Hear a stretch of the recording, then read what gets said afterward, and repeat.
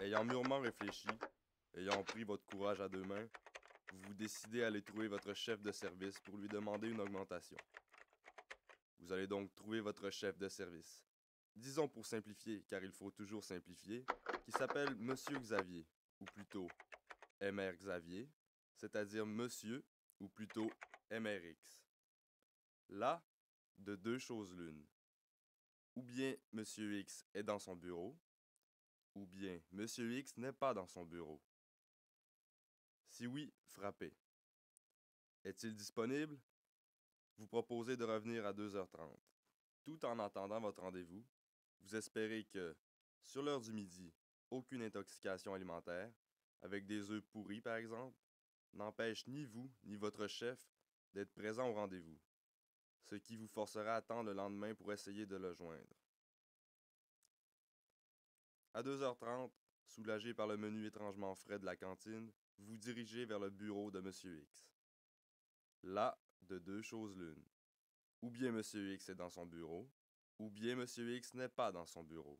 Sinon, guettez dans le couloir en prenant un café et allez voir si Mlle Yolande se trouve bien dans son bureau. Disons pour simplifier, car il faut toujours simplifier, qu'elle s'appelle MLLE Yolande, c'est-à-dire Mademoiselle, ou plutôt MLLE-Y. Faites un brin de causette avec elle pour passer le temps. Trouvez un prétexte pour sortir. Vous vous redirigez vers le bureau de M. X. Là, de deux choses l'une.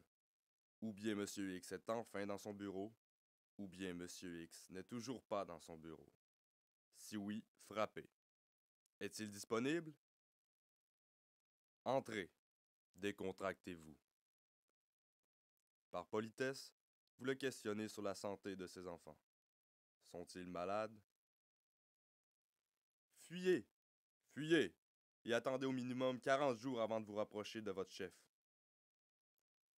Ayant mûrement réfléchi et ayant pris toutes les précautions sanitaires nécessaires, vous vous décidez à aller trouver votre chef de service pour lui demander une augmentation. Est-il dans son bureau? Sinon, guettez dans le couloir en prenant un café, puis allez faire le tour des différents services dont l'ensemble constitue toute ou une partie de l'organisation qui vous emploie, ou courez le risque de rendre visite à Mademoiselle Yolande. De retour chez M. Xavier, constatez avec émotion qu'il est là. Frappez. Est-il disponible? Entrez. Décontractez-vous. Ne posez aucune question et exposez votre problème. L'augmentation. Avez-vous participé à une grosse étude réussie? Sinon, vous pourriez sentir la colère de votre chef de service qui vous renvoie en soulignant que vous n'êtes pas payé à traîner dans les couloirs. Mais, comme vous avez bien préparé votre coup, il s'avère que vous avez bien participé à une étude réussie. Insistez sur ce que vous désirez, tout en faisant remarquer les bienfaits de l'étude. L'obtenez-vous? Non, ou peut-être dans 6 mois, si la demande qu'il va faire pour vous à ses supérieurs est approuvée.